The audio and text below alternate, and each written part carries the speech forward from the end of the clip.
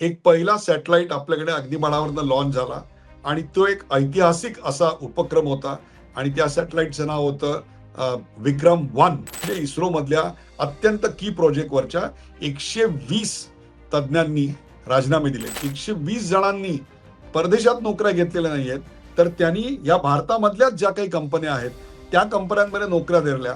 आता भारतासारखा देश यावर्षी जवळपास 13 सॅटेलाइट लॉन्च करणार आहे. Space is going to occupy each and every aspect of our life. 5-25 लोक सोडून गेले म्हणून काही घाबरायचं काही कारण नाही आहे. भारतामध्ये एवढी क्षमता निश्चित आहे की आपण 5चे 25 करू शकतो.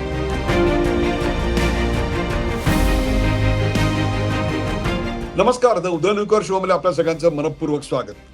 प्रेक्षको, माझ्या डोळ्यासमोर 2 बातम्या आहेत. एक बातमी असं सांगतेय की प्रायव्हेट एंटरप्रेन्योरशिपच्या इनिशिएटिव्हनी एक पहिला सॅटेलाइट आपल्याकडे अग्निबाणावरनं लॉन्च झाला आणि तो एक ऐतिहासिक असा उपक्रम होता आणि त्या सॅटेलाइटचं नाव होतं विक्रम-1 आणि त्याचं यशस्वी लॉन्च करण्यात आलं आणि ती जी कंपनी आहे स्काय रूट, ती अशा प्रकारे एक ऐतिहासिक कंपनी ठरली. आणि त्याचबरोबर दुसरी एक बातमी एक दिवस आधी आलेली आहे आणि ती म्हणजे इस्रोमधल्या अत्यंत की प्रोजेक्टवरच्या 120 तज्ञांनी राजीनामे दिलेत. अर्थात हे सगळे की मॅनेजमेंट पर्सनल्स किंवा की टेक्निकल पोझिशन्सवरची लोक असल्यामुळे आपल्याकडे फारच हा हुसेन हम न हुए असं वाटायला लागलं आणि अनेकांनी याच्यावर अग्रलेख लिहिले आणि या सगळ्याला मोदी सरकारला जबाबदार धरलं. या सरकारला मोदी सरकारच्या धरसोड वृत्तीला जबाबदार धरलं गेलं आणि आता जे काही इस्रोमध्ये घडतंय त्याची आधी आम्हाला जाणीव कशी नव्हती, अशा प्रकारचे सगळ्या गोष्टी मांडलेल्या आहेत. त्यामुळे या सगळ्याकडे कसं बघावं असा प्रश्न अनेकांना पडला आणि त्यांनी मला विनंती केली की तुम्ही याच्यावर कार्यक्रम केला पाहिजे. एक लक्षात घ्या, आपल्याकडे 5-7 वर्षापूर्वी एक नवीन स्काय पॉलिसी आली, म्हणजेच स्पेस पॉलिसी आली आणि त्या पॉलिसी अंतर्गत आपण प्रायव्हेट सेक्टरला याच्यामध्ये निवेश करायला, म्हणजे गुंतवणूक करायला आणि ऑपरेट करायला आपण परमिशन दिली. As a result of it आपल्याकडे खूप मोठ्या प्रमाणात कंपन्या आल्या आणि त्यांची संख्या आता किती असेल तर ती 400च्या आसपास किंवा त्याच्या पुढे असणाऱ्या कंपन्या आपल्याकडे आल्या आणि त्यांनी यातली एक मेजर जे फंक्शन असतं ते म्हणजे सॅटेलाइट आणि रॉकेट लॉन्चिंग याच्यावर पूर्णपणे महारत हासिल केली. अर्थात यातला या इंडस्ट्रीतला सर्वात महत्वाचा भाग कुठला असेल तर तो चांगली मनुष्यबळ, टेक्निकली क्वालिफाईड मनुष्यबळ. आता 5-7 वर्षात तर अशा प्रकारे मनुष्यबळ डेव्हलप करणं त्यांना शक्य नव्हतं. तेव्हा त्यांनी कुठे ती उचलली तर ती उचलली सगळी त्यांनी इस्रोमधून उचलली आणि त्यामुळे इस्रोमधले जे सायंटिस्ट पूर्वी नासाला जायचे ते आता नासाला जात नाहीत, तर ते भारतामधल्या अग्निकुल किंवा स्काय रूट किंवा स्पेसएक्स किंवा पिक्सेल अशा अनेक कंपन्यांमध्ये जॉईन व्हायला लागले. इस्रोचं काम नेमकं काय, असा एक मानणारा एक आपल्याकडे मोठा अज्ञानी वर्ग आहे की त्यांना असं वाटतं की एवढे पैसे इस्रोवर का खर्च करायला पाहिजेत, त्याच्याऐवजी तुम्ही रस्ते बांधा, त्याच्याविषयी गरिबांना तुम्ही हॉस्पिटल उघडा, अशी सगळी म्हणजे त्या मागण्या अयोग्य आहेत अशातला काही भाग नाही. परंतु इस्रो आज आहे म्हणून तुम्हाला जीपीएस आहे, इस्रो आहे म्हणून तुम्हाला वेदर फोरकास्ट मिळत आहे, इस्रो आहे म्हणून तुम्ही डिफेन्स ऍक्टिव्हिटी करू शकताय, इस्रो आहे म्हणून तुमचे अनेक सॅटेलाइट जे तुमच्या घरी चॅनल्स दिसतात ते सगळे येऊ शकतात. मी 1 ना 2 अशा हजारो गोष्टी सांगू शकतो की ज्या सॅटेलाइट टेक्नॉलॉजीमुळे आपल्याकडे आलेल्या आहेत. त्यामुळे आता आपल्या जीवनामधून इंटरनेट आणि सॅटेलाइट टेक्नॉलॉजी हे बाजूला करणं जवळपास अशक्य होऊन गेलेलं आहे. ही वस्तुस्थिती आहे, तुम्ही लक्षात घ्या. त्यामुळे या ज्या 2 गोष्टी एकाच वेळी घडल्या, एक म्हणजे प्रायव्हेट सेक्टर इकडे आलं आणि प्रायव्हेट सेक्टरनी त्यांचं लॉन्च यशस्वी करून दाखवलं आणि दुसरा 120 लोकांचे राजीनामे दिले आणि सॅटेलाइट लॉन्चिंग आता प्रायव्हेट सेक्टरच्या हातामध्ये गेल्यानंतर इथे पारंपरिकदृष्ट्या विचार करणारे जे मायोपिक काही पत्रकार आहेत आमचे मित्र, त्यांच्या नाकाला बऱ्याच मिरच्या जमल्या आणि त्यांना असं वाटायला लागलं की या देशाचं सार्वभौमत्व हे कुठेतरी आम्ही गहाण टाकतोय की काय, आणि त्याची चर्चा करण्याकरता आजचा हा कार्यक्रम मी करतोय. मध्यंतरी इलॉन मस्क यांच्या स्पेसएक्स कंपनीनी खूप मोठा IPO लॉन्च केला. त्याच्यानंतर त्यांनी बऱ्याच गोष्टी जाहीर केल्या. त्यात त्यांनी असं सांगितलं की आम्ही स्पेस स्टेशन उभारणार आहोत. तेव्हा हे सगळं आपल्याला कवी कल्पना वाटायला लागल्या होत्या आणि असं वाटायला लागलं होतं की हे सगळी श्रीमंत बिघडलेल्या माणसाची अशी लक्षणं आहेत, पण तसं नाहीये. तुम्हाला मी सांगतो, आता भारतासारखा देश यावर्षी जवळपास 13 सॅटेलाइट लॉन्च करणार आहे. 13. अर्थात तुम्हाला आकडा मोठा वाटत असेल. आता त्याच्याविषयी पण एक शंका आलेली आहे की पहिल्या 6 महिन्यांमध्ये आपण एकच करू शकलो, त्यामुळे उर्वरित काळामध्ये आपण बाकीचे सॅटेलाइट लॉन्च करू शकू की नाही याच्याविषयी एक प्रश्नचिन्ह आहे. पण ते जाऊ द्या. चीन यावर्षी उर्वरित काळामध्ये 100 सॅटेलाइट लॉन्च करणार आहे. तर तीच अमेरिकेची संख्या किती मोठी असेल याचा विचार करा. कारण आपण जेव्हा $1.6 बिलियन एवढं आपलं स्पेसचं बजेट आहे, त्याच्यामध्ये इस्रो आणि त्याचा सगळा खर्च आपल्याला करावा लागतो. तेच बजेट चायनामध्ये $20 बिलियन आणि त्याच्या कित्येक पट जास्त, कित्येक पटीनं जास्त हे नासा किंवा अमेरिकन स्पेस प्रोग्रामचं आहे. त्याच्यामुळे त्यांची या गोष्टीकडे बघायचा आवाका, व्याप्ती, क्षमता ही निश्चितच आपल्यापेक्षा प्रचंड आहे. आज अमेरिका वर्षाला 190 सॅटेलाइट लॉन्च करते. अर्थात हे सगळे एकटं नासा करतंय का, तर अजिबात नाही. त्याकरता तिकडे प्रायव्हेट सेक्टर कंपन्या आहेत आणि त्या प्रायव्हेट सेक्टर कंपन्या त्या सॅटेलाइट लॉन्चिंगचं काम करतात. त्यामुळे रॉकेट मॅन्युफॅक्चरिंग, सॅटेलाइट त्याच्यावर बसवणे आणि तो सॅटेलाइट त्या ऑर्बिटमध्ये बरोबर सोडणे, ही गोष्ट आता कमोडिटायझेशन झालेली आहे आणि त्याच्यामुळे याचं प्रायव्हेटायझेशन फार पटकन झालं. त्यामुळे आता ज्या सगळ्या कंपन्या येत आहेत त्या कंपन्या या स्पेस मिशन याच्याकडे खूप नंतर येतील, परंतु आत्ता त्यांचा जो फोकस आहे तो सॅटेलाइट लॉन्चिंगमध्ये, रॉकेट प्रिपरेशनमध्ये याच्यामध्ये सर्वात जास्त दिसतोय आणि भारतामध्ये सुद्धा आपल्याला तीच गुंतवणूक होताना दिसते. आणि त्या 400-450 ज्या कंपन्या आल्या आहेत त्यांच्यामध्ये सध्या प्रचंड मोठ्या प्रमाणात देशाविदेशातली गुंतवणूक येताना आपल्याला दिसते. अर्थात 120 माणसं सोडून गेल्यानंतर आणि ती सुद्धा की मॅनेजमेंट, की टेक्निकल पर्सन सोडून गेल्यानंतर इस्रोचे जे ऑलरेडी डिलेड प्रोग्राम आहेत, त्यामुळे गगनयान डिले होत आहे, मंगळयानावर जायची गोष्ट आहे. 2035 साली भारतीयांना घेऊन आपण चंद्रावर उतरणार होतो. या सगळ्या डिले होणार आहे का, तर 100% डिले होणार आहे, यात काही शंकाच नाही. म्हणजे हे मग अपयश कुणाचं? माझं असं म्हणणं आहे की हे एक सांघिक अपयश आहे. सांघिक अपयश अशा करता की आतापर्यंत इस्रो ही काहीशी मोनोपॉलिस्टिक अशा वातावरणात वाढलेली होती. त्यामुळे सायंटिस्ट यांनी आपलं शिक्षण पूर्ण झाल्यानंतर तिथे नोकरी मिळाली की जीवनाची ती कर्तव्यता मानायची आणि मान खाली घालून तिकडे काम करायचं. अर्थात ते उत्तमच काम होतं, यात काही शंका नाही. आणि ज्यांना काही पुढे काही करायची इच्छा होती ते मग नासा वगैरे अशा ठिकाणी जायचे, परंतु त्यांना प्रायव्हेट सेक्टरची दारं अजिबात उपलब्ध नव्हती. परंतु आता सरकारने स्पेस हे क्षेत्र प्रायव्हेट सेक्टरला ओपन केलेलं आहे. जसं डिफेन्स हे क्षेत्र काही वर्षापूर्वी प्रायव्हेट सेक्टरला ओपन केलं आणि त्याचे पूर्ण फायदे आपण ऑपरेशन सिंदूरमध्ये काय आहेत ते पाहिले, तसे आता स्पेसमध्ये झालेलं आहे. त्यामुळे या 120 जणांनी परदेशात नोकऱ्या घेतलेल्या नाही आहेत, तर त्यांनी या भारतामधल्याच ज्या काही कंपन्या आहेत त्या कंपन्यांमध्ये नोकऱ्या धरल्या. मग त्या का धरल्या त्यांनी नोकऱ्या, तर अर्थातच बेटर पे पॅकेज, त्यांचे पगार खूप चांगले आहेत. आज इस्रोच्या प्रमुखाला जो पगार आहे तो 2.5-3 लाख रुपये महिना आहे. म्हणजे हे तुम्हाला सांगतो इतकं लाजिरवाणी गोष्ट आहे. मध्यंतरी जेव्हा आम्ही एका हायड्रोइलेक्ट्रिक पॉवर पब्लिक सेक्टर अंडरटेकिंगचा मी डायरेक्टर होतो, त्यावेळेला त्यांच्या HR डायरेक्टरशी चर्चा करत होतो की पब्लिक सेक्टरमधले पगार अजून वाढायला पाहिजेत आणि ते प्रायव्हेट सेक्टरमधल्या कंपन्यांशी कम्पॅरेबल व्हायला पाहिजेत. तेव्हा आम्ही इस्रोच्या प्रमुखाचा किती पगार असावा याचं एक रफ कॅल्क्युलेशन केलं. अर्थात we could be terribly wrong, I am not saying I am an expert in to it, पण आमच्या HR डायरेक्टरनी जी माहिती मला काढून जे काही कॅल्क्युलेशन करून मला सांगितलं त्यामुळे साधारणतः 5 कोटीच्या आसपास यांना पगार असला पाहिजे. आणि तो पगार आपण किती देतोय आता, तर 3 आणि 4 लाख रुपये, 3-3.5 लाख रुपयाच्या महिन्याचा पगार देतोय. त्यामुळे पगार हे एक पहिलं कारण आहे. दुसरं एक कारण, तुम्ही टायटन नावाची वेब सिरीज जर पाहिली, त्यामध्ये एक प्रसंग आहे की टायटनची फॅक्टरी मद्रास आणि बँगलोरच्या मध्ये निघते आणि त्याच्यात काही की मॅनेजमेंट पर्सनल, की टेक्निकल पर्सन्स घ्यायचे असतात आणि त्यांच्या बाजूला GMT नावाची कंपनी असं दिली. आता GMT हे त्या सिरीजसाठी घेतलेलं नाव आहे, खरी कंपनी आहे ती HMT आहे. आणि HMT त्यावेळेला दे वर leaders in manufacturing wrist watches. आणि त्यांच्याकडनं लोकांना जेव्हा टाटा ग्रुप बोलावून घेतं तेव्हा सांगतं की तुम्हाला अमुक एक टेक्नॉलॉजीवर काम करायचं आहे, अमुक एक मशिनरी तुम्हाला पाहिजे, पण ती तुमच्याकडे काही येत नाहीये, 2 वर्ष तुम्ही प्रयत्न करताय, मी तुम्हाला 1 महिन्याच्या 2 महिन्याच्या ती तुम्हाला इथे आणून देतो.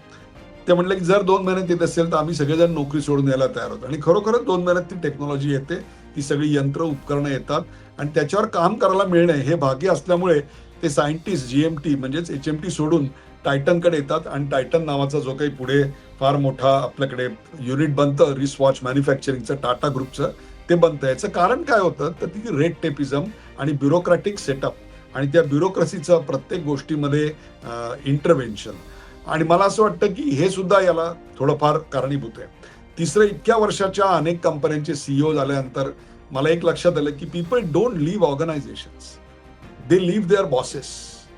त्यामुळे काही ठिकाणी ज्या कंपन्या आहेत त्या कंपन्यांचे जे काही डिव्हिजनल प्रमुख आहेत, मग त्यांचं वागणं, त्यांचं फेवरेटिझम, अशा काही गोष्टी, त्यातलं अंतर्गत थोडंफार राजकारण, या गोष्टी नसतीलच असं नाही, परंतु त्या सॉल्व्ह होण्यासारख्या आहेत, त्याच्यावर ओळख करण्यात आहे. तिसरी गोष्ट अशी आहे की तो म्हणजे एक माइंडसेट. आतापर्यंत साधारणतः सरकारी नोकरीत लागलं की चिकटायचं आणि तिथूनच रिटायर व्हायचं, अशी आमच्याकडे मानसिकता होती. परंतु आता मात्र तशी परिस्थिती राहिलेली नाहीये. आता याच्यामध्ये खूप पर्याय निर्माण झालेले आहेत आणि ते प्रायव्हेट सेक्टरचे पर्याय आहेत. पूर्वी ते फक्त नासाचे होते.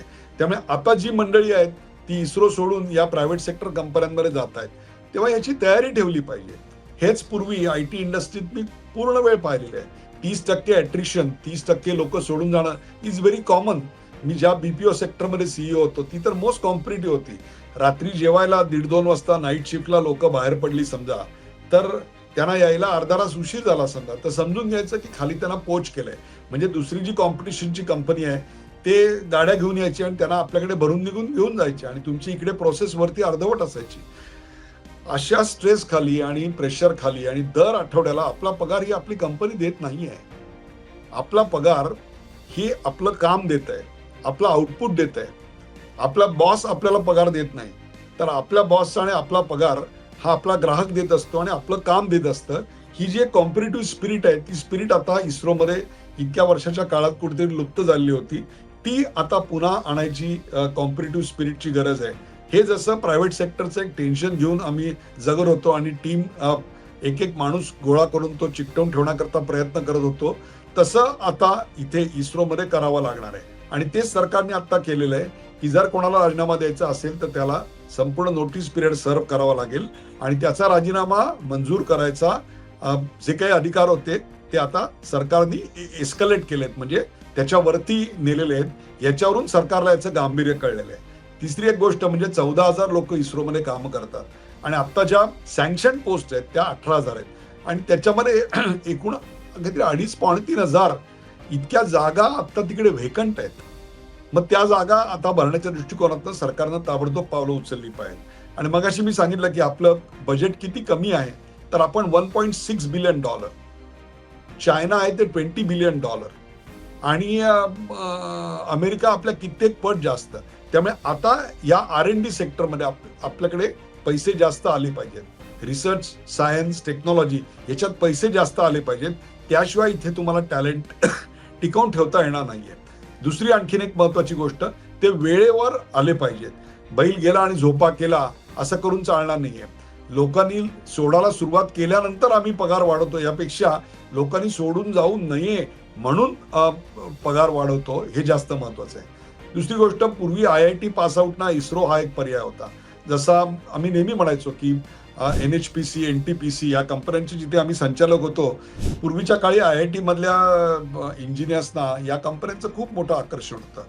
मागच्या 5-10 वर्षात आपण पाहिलं असेल तर खूप मोठ्या प्रमाणात प्रायव्हेट सेक्टरकडे लोक जायला लागली. त्यामुळे या सरकारी कंपन्यांकडे जी एक उत्तम टॅलेंट यायची आपल्याकडे एक परंपरा होती, ती टॅलेंट आता आपल्याकडे येत नाही.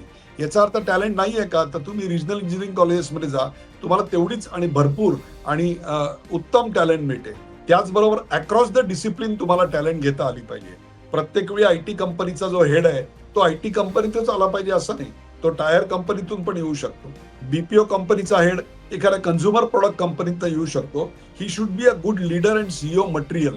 ही should be a good person who has understood the technology very well. मला असं वाटतं हा विचार सुद्धा या टेक्नॉलॉजी क्षेत्रामध्ये आता इस्रोमध्ये यायची गरज निर्माण झालेली आहे.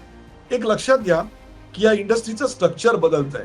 स्पेस मिशन या गोष्टी आहेत त्या आता इस्रोकडे राहतील आणि लॉन्चिंग ऑफ सॅटेलाइट आणि रॉकेट ह्या सगळ्या गोष्टी ज्या आहेत त्या आता प्रायव्हेट सेक्टर कंपन्यांकडे जातील आणि मोठ्या प्रमाणात या प्रायव्हेट सेक्टर कंपन्या आपल्याकडे येताना दिसतील.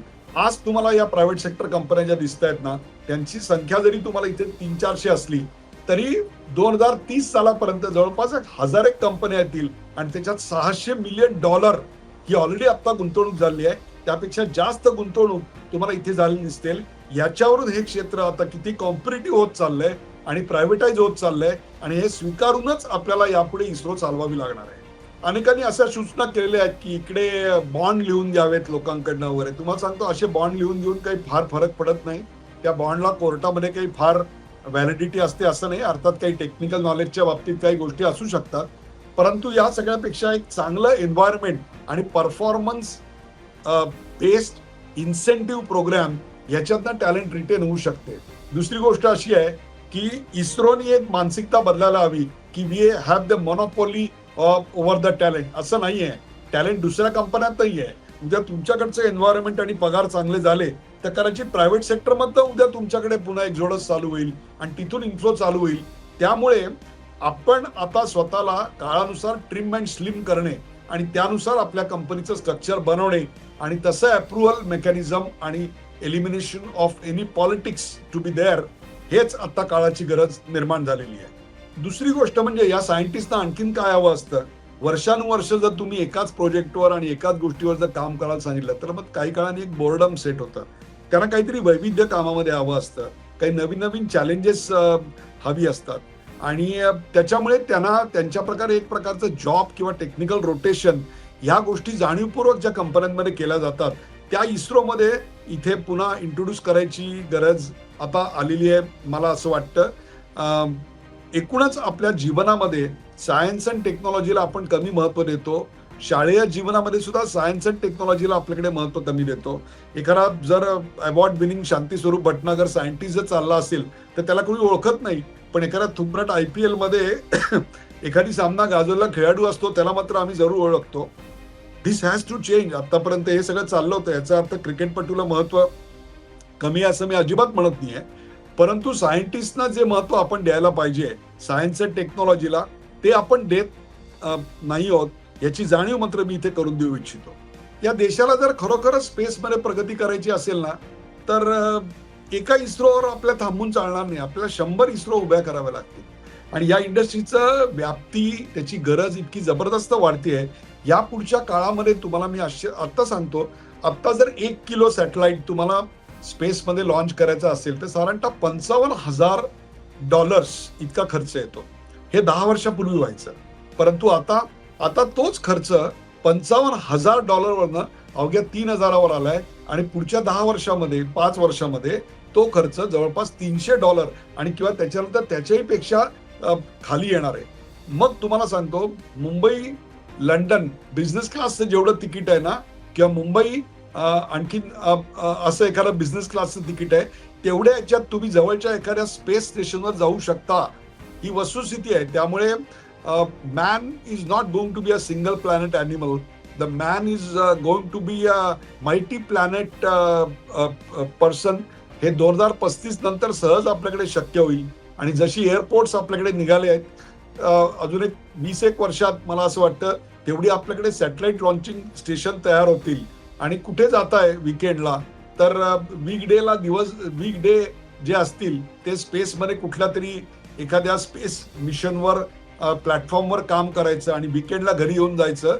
हे आत्ता कल्पनारम्य वाटणाऱ्या गोष्टी 10 वर्षांतर कल्पनारम्य राहणार नाहीये. त्याचं कारण space is going to occupy each and every aspect of our life. जसं आता इंटरनेटच्या व्यतिरिक्त तुम्हाला जीवन अशक्य आहे असं वाटतं आणि ते खरंच आहे. मग तुम्ही काहीही करायला कोणीही असा तुम्हाला इंटरनेटचा आधार घ्यावा लागतो. तसा आता याच्या पुढे स्पेसचा आधार घ्यावा लागणार आहे. Space and internet technologies will merge आणि त्यांच्या कॉन्व्हर्जन्स मधून एक नवीन टेक्नॉलॉजी निर्माण होईल. ती नेमकी आता काय होईल कशी होईल हे मला सांगता येत नाही, पण when the world is up for another space revolution we cannot be saying that we will stick with only one ISRO. No, that's not. आभाळ मोठं होतंय तेव्हा ते पेलायला त्या नव्या आभाळाची चॅलेंजेस पेलायला आम्हाला 100 इस्रो सारख्या कंपन्या उभ्या कराव्या लागतील आणि त्यामुळे माणसांचं गिव्ह अँड टेक हे यापुढे चालूच राहणार आहे. We need to accept and move on. एक लक्षात ठेवलं पाहिजे की या कंपन्यांमध्ये जी प्रायव्हेट कंपन्यांमध्ये येणारी गुंतवणूक आहे ती चायनामधून, टर्कीमधून, पाकिस्तानमधून तर येत नाही ना, जेणेकरून या देशाचा एक महत्वाचा डेटा आणि महत्वाच्या गोष्टी त्यांच्याकडे काही त्यांच्या अखत्यारीत त्यांच्या मालकीच्या तर म्हणत नाही ना, याची एक काळजी घेतली पाहिजे. आणि दुसरं परदेशातून हनी ट्रॅपच्या गोष्टी आपल्याकडे भरपूर होतात. पंकज कुरुलकर किंवा या सगळ्यांच्या बाबतीत आपण त्या गोष्टी पाहिलेल्या आहेत. त्यामुळे त्याच्यावरही आपण नियंत्रण ठेवण्याकरता म्हणून यात काही पहिल्यापासून काळजी घेतली पाहिजे. आणि नम्मी नारायण यांच्यावर जसा अन्याय झाला तसा अन्याय यापुढे इस्रोच्या कोणा सायंटिस्टवर होणार नाही ना, याच्याकरता देखील आपण अतिशय जागरूक राहिलं पाहिजे. पूर्वी जेव्हा IITचा एक इंजिनियर इकडे राहायचा तेव्हा 25 हा देश सोडून गेलेले असायचे, परंतु आता तशी परिस्थिती नाहीये. आता या देशात राहणाऱ्यांची आणि व्यवसाय चालू करणाऱ्यांची खूप मोठी आपल्याकडे मांदियाळी आहे. आणि स्पेसमध्ये विशेषतः संशोधन करून अशा प्रकारच्या कंपन्या उभे करणारे जे आहेत ते खूप मोठ्या प्रमाणात विशेषतः IIT चेन्नई किंवा हैदराबादमधल्या स्पेस संस्थेतनं अनेक मुलं येत आहेत. ते आज व्हेंचर कॅपिटल मिळवत आहेत आणि त्यातून स्पेस कंपन्या खूप जोमाने उभ्या करतायत. हे तो बदलते भारत की बदलती तस्वीर आहे आणि हेच खरं भारताच्या JNGचं वैभव आहे.